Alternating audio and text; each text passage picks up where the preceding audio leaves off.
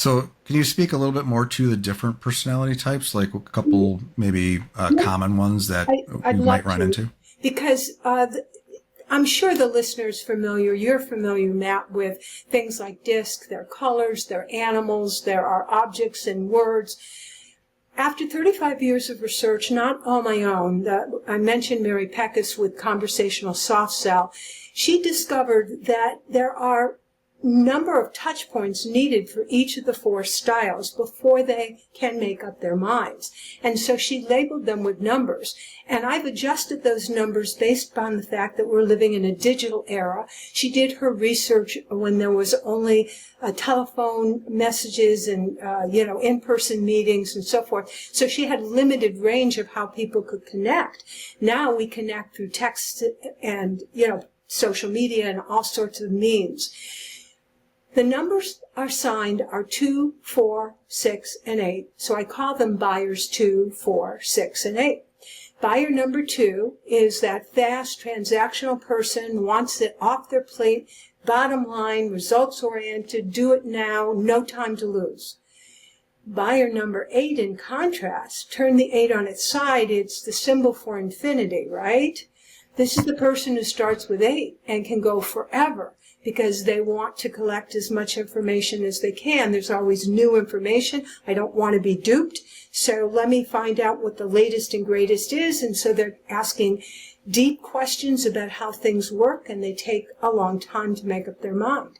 The 4 and the 6, of course, have different time frames and different criteria for making up their minds. So 2, 4, 6, and 8 are the styles.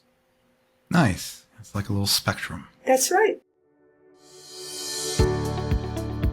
Before we jump into this episode, please subscribe to this podcast, hit that notification bell if you're on YouTube, and after a listen, please give us a thumbs up, like, and share, if we've earned it. With your help, we can reach more people and deliver these valuable From the Trenches lessons to those that need it. Enjoy the episode. Hello, everybody, and welcome to another The Builders. Today, we are joined by Nancy Zare. Welcome to this show, Nancy. I am excited to share some nuggets with the audience that they've never heard before.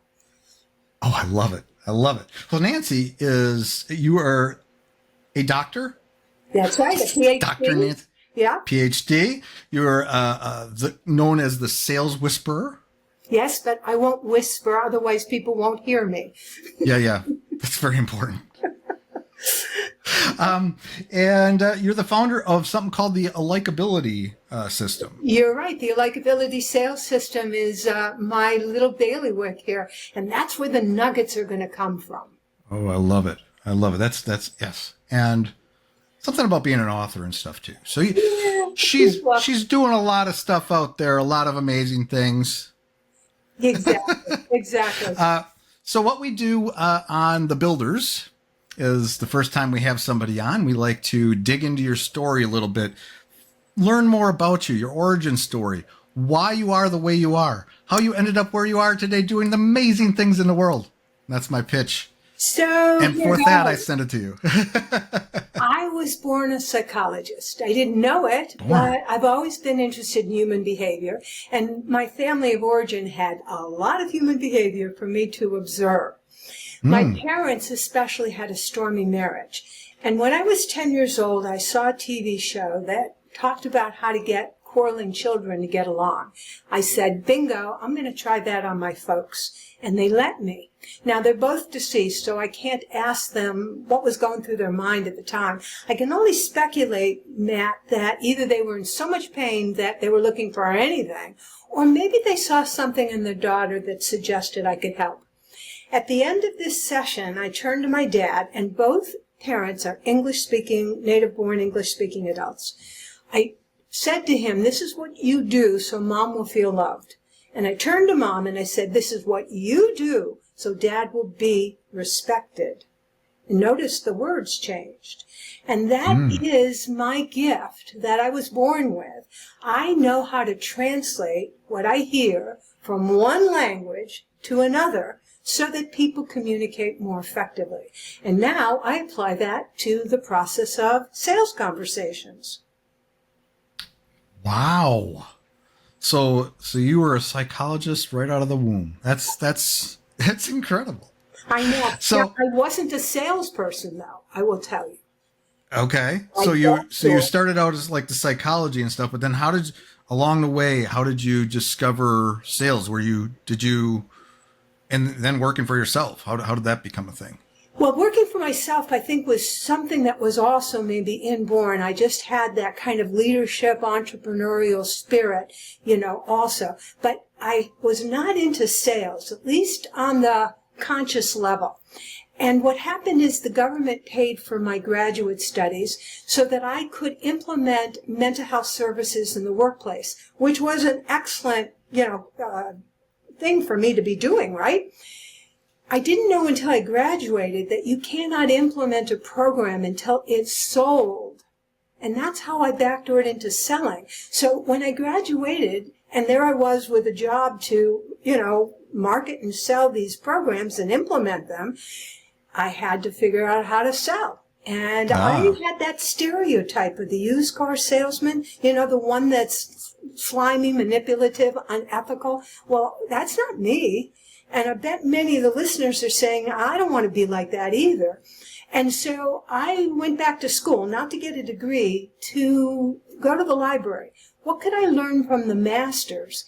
And I came across something called the Platinum Rule. Now, Matt, do you know the Golden Rule? Yeah, I believe so. Yeah, treat You want others. to others? Yeah, Yeah. the way I want to be treated. Well, Yeah. the Platinum Rule takes it just a little step further. Treat others the way they want to be treated. When I applied this, I quadrupled sales in 90 days. And that has become the basis for the Likeability System. Treat others how they want to be treated. Very nice. How did the government pay for like how did that work? You were going to college where? Boston College. I got my master's and doctorate at Boston College. Okay, and then they paid you to go continue the education to do this thing, but you had to go out and sell this thing. That's what I'm hearing. Well, it wasn't until I graduated that I found myself selling, because while I was in the program, I was implementing the services while I was getting my degree. It wasn't until I graduated that I discovered I needed to sell these programs. They weren't going to sell themselves. And that's how I found myself selling without any basis, and nobody taught me. And which is interesting, because I want to grab hold of that point for a second. How many people listening today have been trained in their occupation to do what they love, and you're excited, you have a credential, you have a degree, you have a license, and nobody talked to you about having a business. And hence you found yourself, if you're like me, having to figure this out, and you're like a ship without a rudder. Like, what do I do? Where do I go? And then you get screamed at by most of the marketing out there that you're going to 10x in 30 seconds your business if you follow the system. And you laughed. You and I both know that it's false advertising. And yet we're so hungry, we're so wanting to succeed that we have what I call shelf help. We buy a lot of programs, and we find that they don't work, and they sit on the shelf. Yeah, and I think this kind of lends to, those of us that are fine-tuned for lifelong learning. Like if there's so many things that I know I've done in my years and years doing business or whatever, my craft, that I've had to go to myself to learn something and go to the library or now online. I remember like a long time ago, 30 plus years ago when I was doing art. I had to sell art. So what did I do? I had to go to the library or to the bookstore to find, there's books that say, this is how you run an art business or whatever. So that's to have that knowledge, to go find knowledge is really, really important in life. Yeah. Art Business for Dummies, right? The Dummy book came out because, 20, 30 years ago, right? There were a whole series of dummy books. I think they still come out, because most of us do not get the practical information we need to actually manage life, in school. And so we find ourselves as adults And as business owners, having to figure this out, and where are we going to get this information? Well, some of us go to bookstores, libraries, etc., to get this knowledge. Yeah, and you got to figure out kind of what you're missing. You got to kind of identify that thing and then go figure out how you're going to learn it. Because in sales for you, it was, I know a lot, but I don't know how to sell. so you go out. Yeah. I will actually suggest that many of us think we do know how to sell, right? It's just, but when it actually comes to the crunch, then the butterflies in our stomach or the heart beating, in our chest tells us, I'm a little bit scared. Like I don't really know what I'm saying or doing here. And maybe I luck it out and I get a client, but maybe I don't. And what do I do now? Yeah. So, I mean, and again, I did a lot of sales over the years too, or especially decades ago, learning sales. And, there's a lot, just like you were talking about the, 10X, 30X, 100X, whatever programs out there. There's a lot of stuff out there, but how do you find that thing that's, the techniques? Because what'll happen if you start selling and you overload, your brain will overload because you're like, I got to use some kind of technique, and you trip up and you're thinking about the technique more than the actual selling and what you're doing. I'm so glad you said that, because to me that is a pitfall. So listener, take heed. This is a big nugget. Get out of that transactional mindset. It's like when the centipede was asked, which foot do you use next? It stumbled and fell. It's when we focus on being transactional, like, what's the technique here? What am I supposed to say? How do I handle an objection? And on and on and on.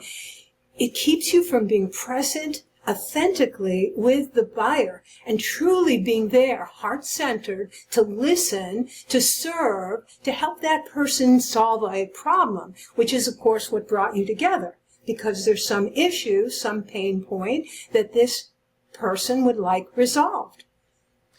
Yeah, so it's building that connection. You Yeah. have to, that's more important than almost like the techniques you're using. It's building rapport.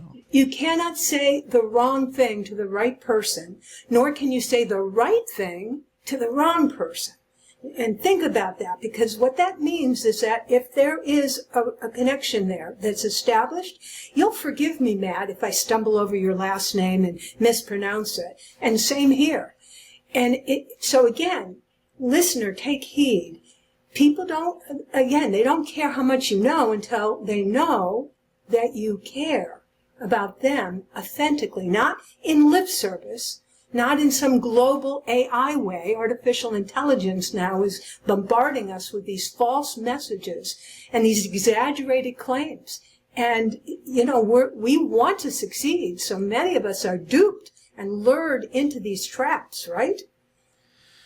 Yes, very much so. So because I look at what I do. I run an agency, and the way where I start is always with the relationship, is building rapport with somebody. And when I'm on a sales call, or talking to a prospect or another agency that we're going to potentially do work together, it's starting with the rapport and just getting to know that person on a not going deep personal. I don't need to know about your family yet in the beginning, but unless you want to share it, right. And then it's listening, and then it's listening to their problems, what they're bringing to we're actually going to solve for them, or what they need solved, and then how we can solve it.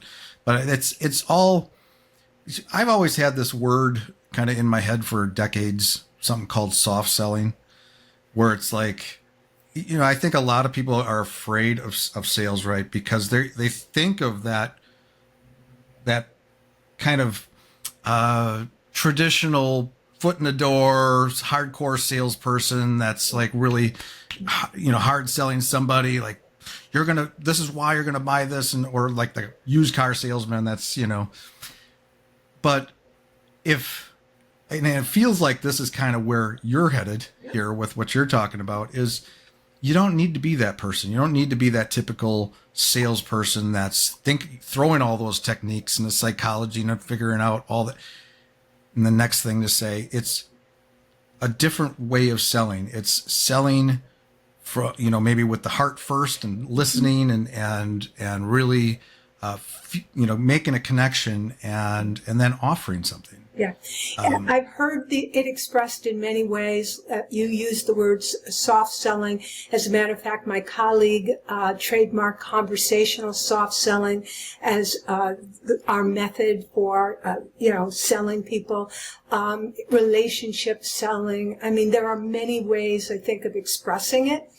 Mm-hmm. Unfortunately, what we're bombarded with and what looks like the norm is transactional selling. And transactional selling for the person who is on a mission and heart-centered, it's inauthentic.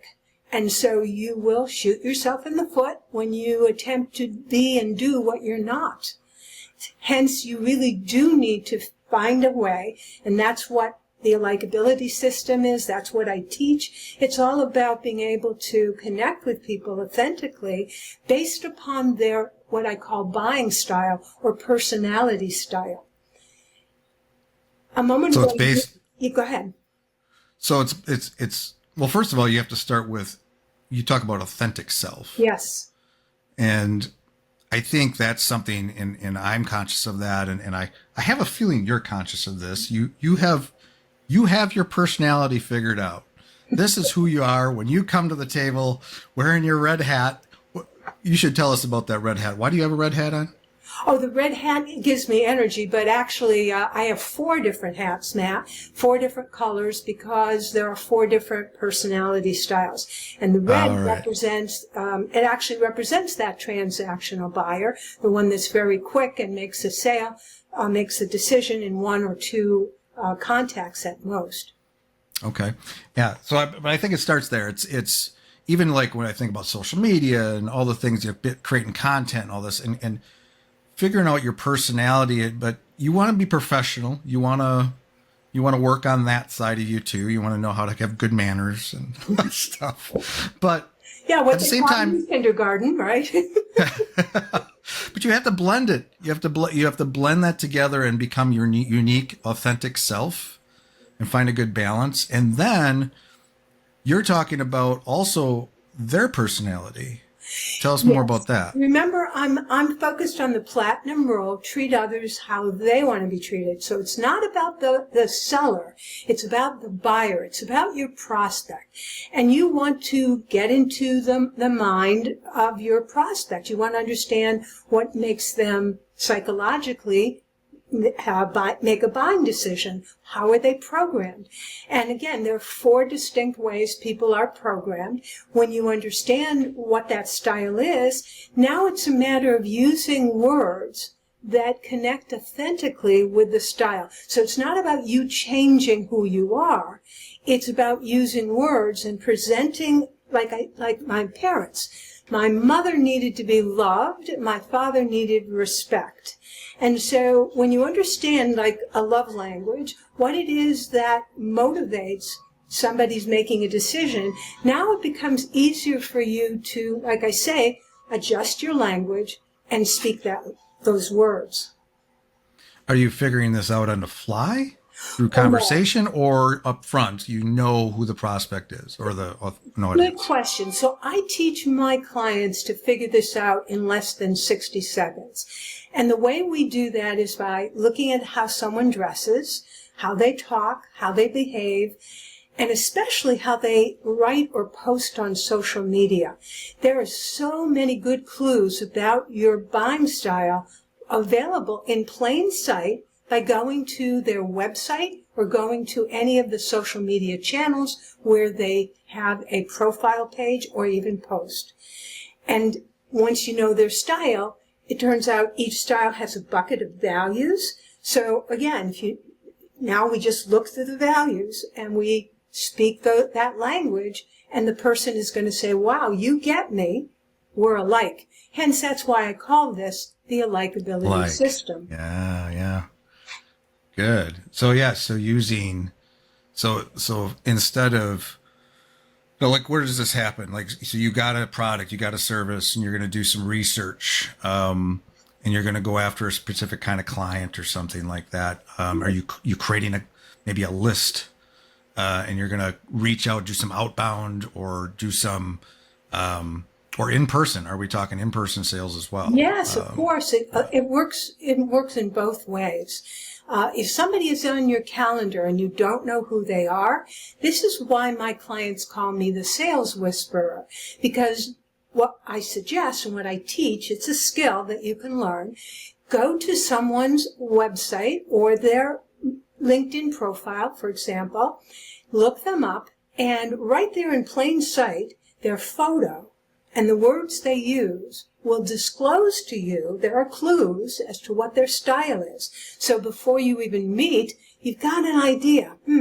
I know that this person is going to be that fast, get it done, kind of action-oriented person. Or no, this is the more careful, slower, deliberate individual. And even just knowing that makes a difference in how you're going to approach that unknown person who's on your calendar. That's interesting. Yeah, I think about all the prospecting I do and stuff. We're talking to somebody. I was just on a call this last week. It was actually interesting because I had no way to prepare for this call. It was because it was referred to me. It was an agency. I was referred to one person, and then that person said, "Oh, I'm not gonna be able to meet with you. Actually, so and so is gonna meet with you." And so got on the calendar, and when I showed up, someone completely different was on there. So I had that 60 seconds to figure out who am I talking to, and kind of gauging their personality. How, like, one of the things that I'm kind of a jokester. I like to joke around. I like to have fun, and that doesn't mix with every person out there. Like, so I have to be able to adapt to a person's personality. And I think that's what we're talking to here, is that I may bring a little higher professional aura about as like in this case. I mean, he was actually, light and we chuckled a little bit, laughed or whatever, but he was all business. It was like, he was asking me questions. This is what we can do. He was like, that's a great answer, which I like to hear. So I was giving him all the right answers, and so it turned out to be a good call, but I had to really figure out who am I talking to and keep that in mind and meet him where he was. So I want to commend you, Matt, for being aware, because I think many people are not. Who is it that I'm speaking with, and hence, how do I adjust? Because just that slight adjustment of, this guy is much more professional, much less able to kind of josh around, and so you reined in that side of you that would have preferred to be kind of more collegial, and instead you answered questions, you gave the person what she wanted, and the result is you had an effective sales conversation. And that's the point. If you know to whom you're speaking, and now you adjust accordingly, you're more likely for that person to say to themselves, wow, you get me, we're alike, the trust builds, the sales resistance, we've all got it, it drops away, and now it opens the door to doing business together.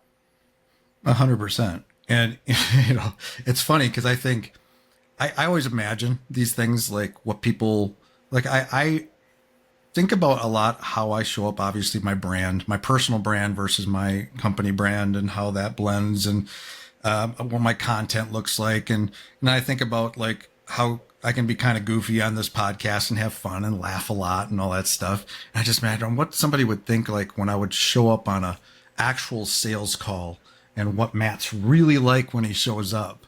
And I can guarantee that especially if like in this case, I don't know the person, I'm going to start very reserved. I'm going to probably I'm not going to be wearing a t-shirt. I'm going to be a nice collared shirt. I'm showing up like that. And then I can loosen up if I feel the personality's there. But then you adapt to that. And that's something that's learned, though. I mean, that's something, one of the things I was thinking as you were talking about your story and learning about all this stuff. I think this is stuff that you also have to learn by doing, by taking action and actually getting out. You learn over time through experience, like anything else, right? Yeah, I would agree with you. There is a learning curve for this. Some of us are born with more capacity or more observational skills so that we pick this up more quickly. We maybe experiment more quickly. And so through trial and error, we look like, wow, we were naturally born salespeople. But the majority of us really, we learn it. And sometimes that learning curve can be slow and steep. And so this is where having maybe an outside coach or right. Again, reading, learning, this can help you accelerate and shortcut that learning curve. Yeah, I think in a lot of how we end up, where our origin story took us, and what we're like today, and how good of salespeople we are is based on that experience. If you have especially if you have a wide range of experience, like I think back, I feel like I am the person I am today because I spent many, many years in my 20s bartending. I was in a bar. It was kind of a dive bar, but it was a really strange bar because it was in Mequon, Wisconsin. It's kind of a rich area, but there was also manufacturing. Then there was also a college. So I would have college people coming in and the manufacturing, kind of lower class. And then you had these people I would have a guy that's out of work and a person that's worth $30 million sitting next to each other having a beer. And in that environment, I learned a ton, plus all the sales, and I was in insurance, blah, blah, blah. But all of those things, it was life experience. It was learning how to talk to people. Mm-hmm. It's interesting you say coaching, though, because you can get coached on this stuff as well. And maybe have, practice sessions or just talk about these things? I'm a big believer, and you can quote me on this because this is my message, that information without application is useless. So again, listener, this is a big nugget. You have to apply what you learn, otherwise you haven't learned it. And so naturally, because we're learning something, that means it's out of our comfort zone. It's a stretch, which then makes us reluctant to make a mistake or to look foolish or whatever messages we tell ourselves, which inhibits giving it a try. So you got to get out of yourself and out of your comfort zone in order to grow and learn, because no learning and no growth takes place within your comfort zone. Yeah, I think we're like, if you were, I'm trying to imagine just being out of the box. I'm going to start selling. I got this product now. I got this service. I'm whatever marketing methods or techniques, outbound, whatever I am doing to get in front of people. It's finding that courage. But I think some of that courage is knowing your product, your service, your craft. If you have that foundation where you're confident in what you do, that helps a lot too, right? You said the magic word, because the word is confident. You see, confidence sells, and it's an energy exchange that's going on. Whatever energy you bring to that sales conversation, that is what the potential buyer is going to buy or not buy. It isn't the widget, the gadget, the service that you're offering. It's the energy. So even though you represent a company and the company produces something else, the decision makers are being influenced by your energy. So when your energy is low or slow or no-go, that's what happens. Then you're not going to make the sale. So confidence is where it's at. And there are 3 kinds of ways to be confident.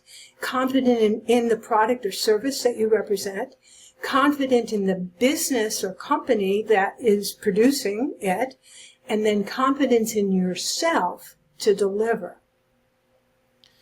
Yeah, I think that's really important.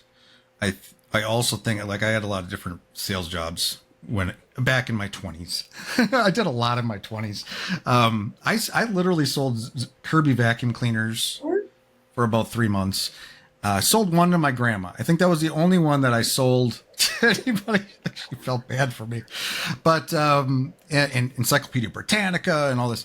But I think about those times, though. They would give you this training, like 4 or 5 weeks training, and then they'd throw you out in the field to go sell stuff.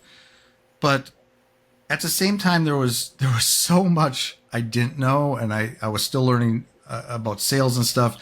But I think that's really any product you have, the people that really can sell them just really know. Even like I think about car salesmen, they know cars. They know cars. So I think that before you even, I mean, you can kind of learn this in parallel, but to really get good at sales, you just have to know your thing, like, and be passionate about it. Like you were saying, sorry to cut you off, but what you were saying is bringing that energy too. Yeah. And it's confidence, it's energy, it's holding yourself, you know, how you sit and how you present yourself, all lends to being able to close that sale or getting you nearer. So what I was going to add is that really what you need to know best is the other person, your prospect, because prospects buy for their reasons, not yours. So right. I want you to ponder that. They're buying for their reason, not mine. So if it turns out that the way I make buying decisions is I get a lot of information, I go to the web and I search this out and I look at consumer reports and that's how I make my decision, we project that onto the prospect. But your prospect may have a totally different criteria by which they're making a decision. Their criteria may be, I'm looking for a friendship. I'm looking for a connection. I want to feel taken care of, honored and cared for by this individual. And believe it or not, that's a major way people make buying decisions, not based on information, based upon, again, a connection, a chemistry with the salesperson. So people buy for their reasons, not yours. And you may know a zillion things about cars, but when that person comes in, guess what? They're going to tell you what they're trying to buy, and it may not be all that catalytic converter and how it works and the pistons, doing whatever. It may simply, I've got 6 children and I need an SUV. Like, listen. Right. Exactly. Yeah. I'm just trying to, I was actually, one of the recent things that we're buying here is a roof. We need a new roof for our house. And I, like a good homeowner, I went out and got lots of quotes and met lots of people. And I think we have chosen the one we're going to go with. And it was based on a lot of various factors, but it was very specific. It was like what we were looking for. And some of them just didn't hit, that we didn't connect. We didn't connect on a personal level. They were just didn't put the effort in, was a few of them. Like as a consumer, I wanted somebody to really talk to me and that, listen to me and what I was concerned about, and then do a thorough job of assessing our roof and providing options, but not over the top.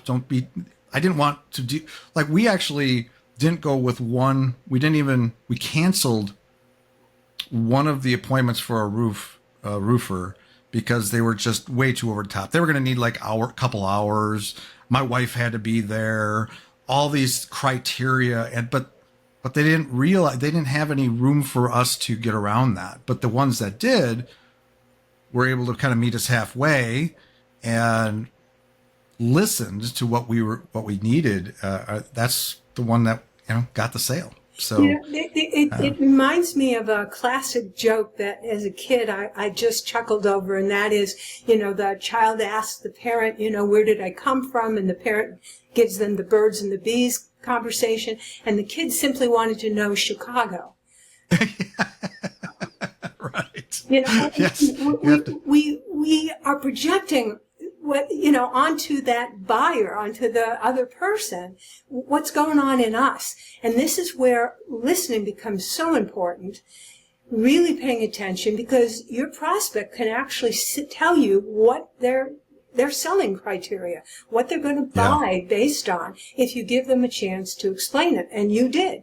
You did not want the inconvenience of your wife spending 2 hours or more, being stuck there, while they were doing whatever.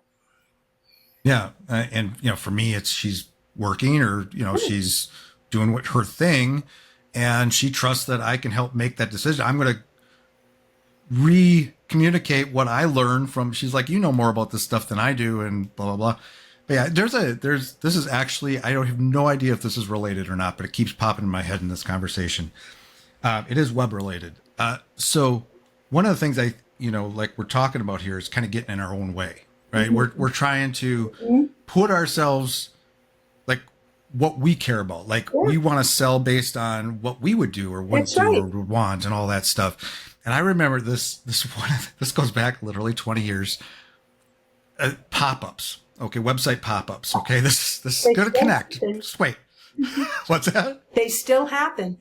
They still happen. But one of and I'm sure this is still a thing today, but especially back then when they were kind of newer to the scene, and I would say this to myself, I'm like, I would never, ever want to go to my website and see a pop-up. I would leave immediately. Mm-hmm. I would, bye-bye.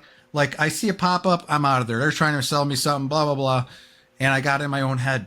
And then I tested it. And I had an inline form versus a pop-up. And I went from maybe a couple signups a day to a dozen or more. And it just, it was, and then of course, more traffic, more of those. But that was an eye opener for me because I had gotten in my own head thinking, I know what my visitor wants. I know what my audience wants or what they respond to. And I bet still to this day, people hate pop-ups, but at the same time, it's like, you know what? Try it because you don't know what they're thinking. Obviously, there's a lot of people out there that, hey, they just see a pop-up and it speaks to them. They actually do sign up and get that incentive that you're sharing. So it's kind of similar to think that ties into what we're talking about. It absolutely does. It definitely tells me it's with my message that we project onto the other person our style. And so, like you said, we're projecting, I don't like pop-ups, so I'm not going to use them. But the people who are coming to the website are using them more so than not. And so how many people left because of a pop-up versus how many people used it? Obviously, the numbers spoke for themselves. Yeah.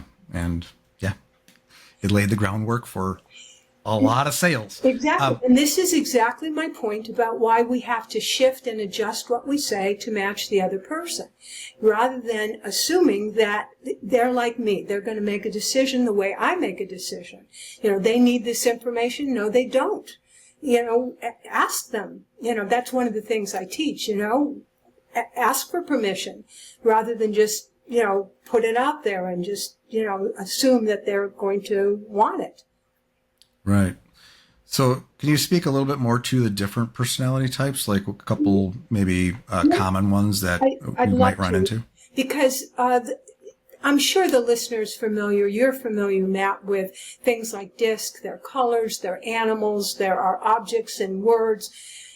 After 35 years of research, not all my own, I mentioned Mary Peckus with conversational soft sell.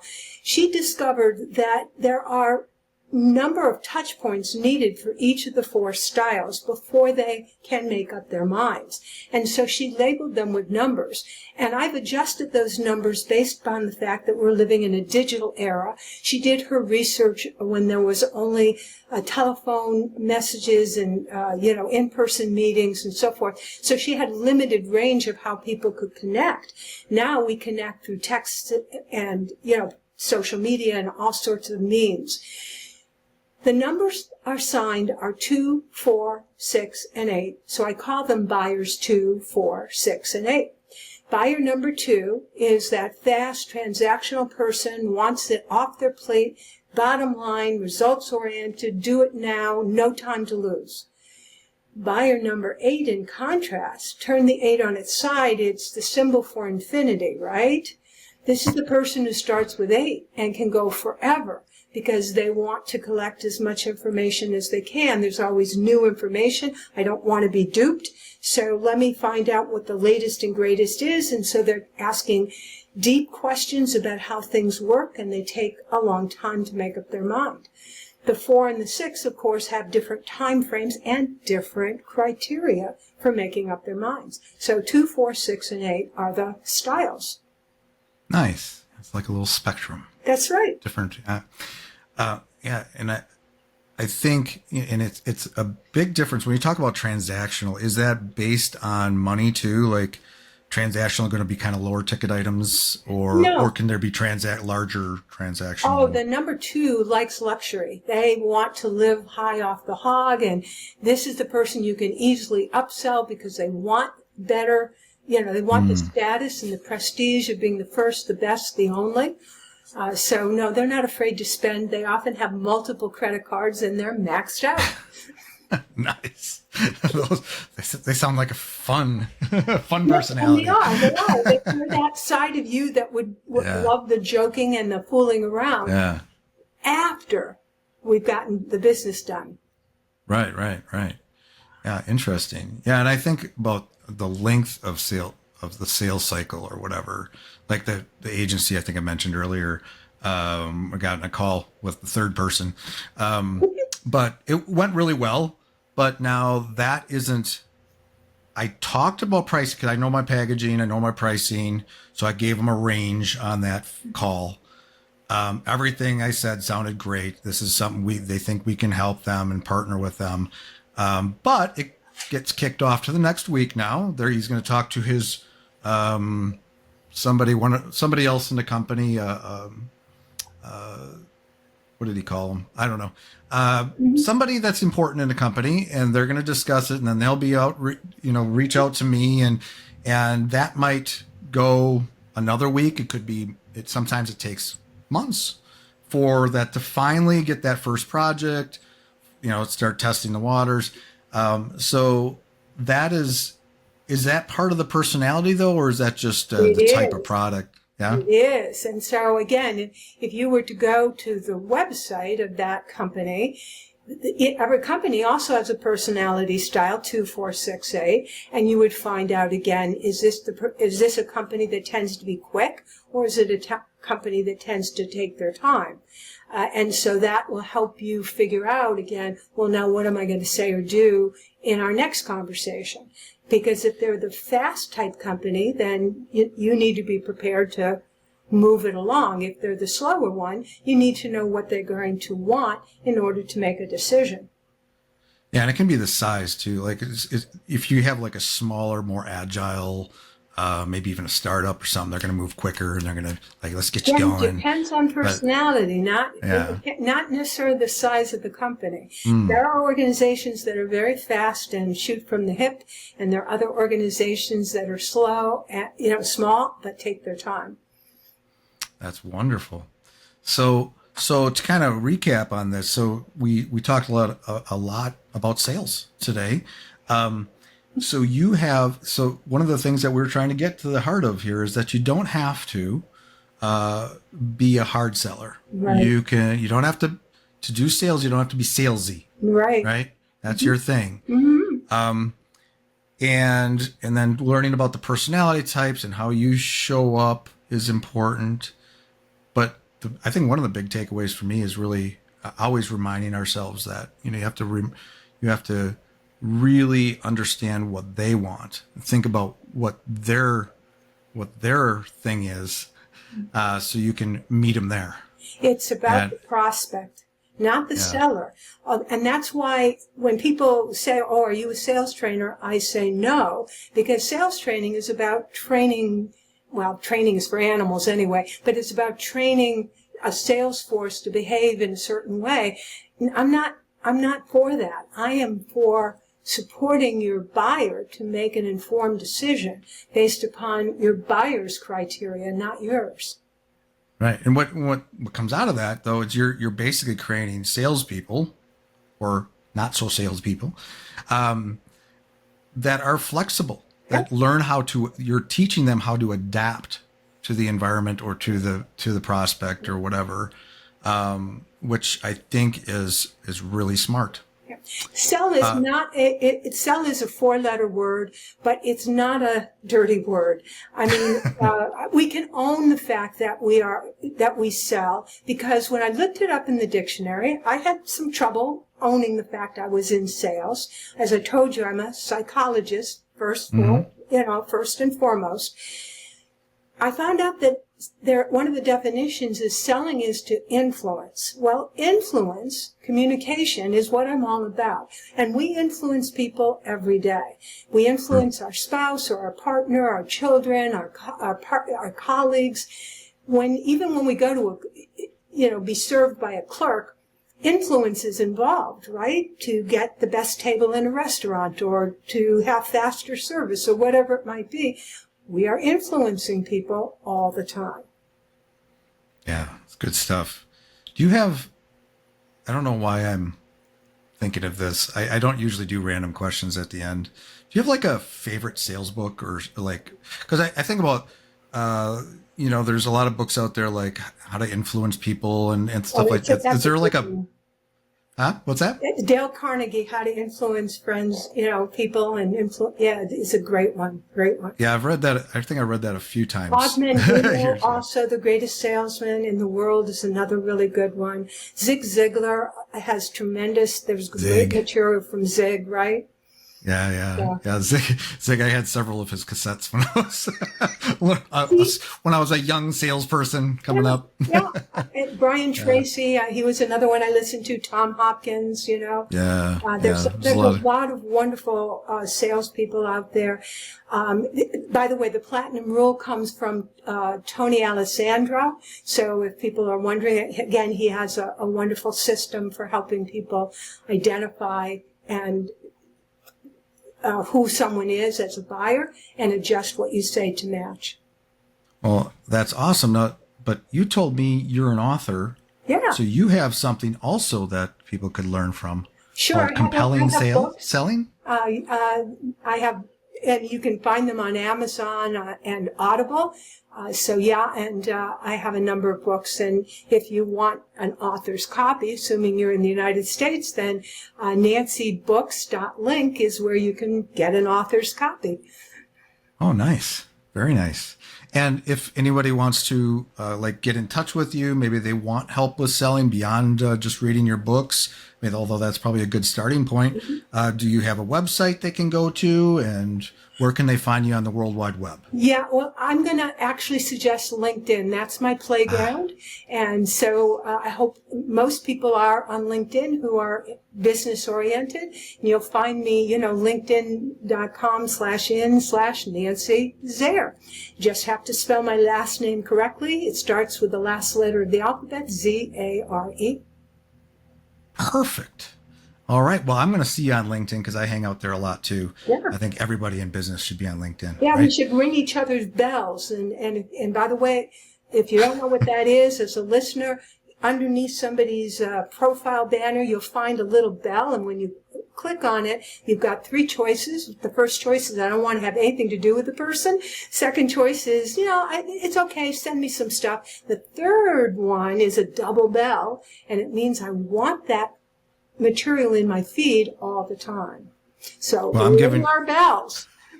I'm going to give you a double bell today. Thank you. For you too, Matt. Awesome.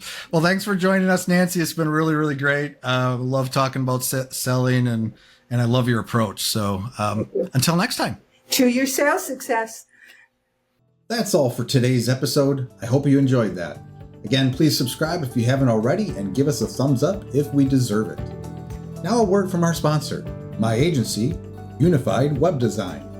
We build custom websites, features, we maintain websites, we work with agencies to fulfill their web design and development needs, and more. If you are interested in our services or are looking for an agency to work with as a partner to build awesome sites for your clients, feel free to reach out to me at unifiedwebdesign.com. There's a handy contact me link at the top. Fill out that form and it will open a ticket, and that ticket will find its way to me. Thanks for joining me today. We'll see you next time.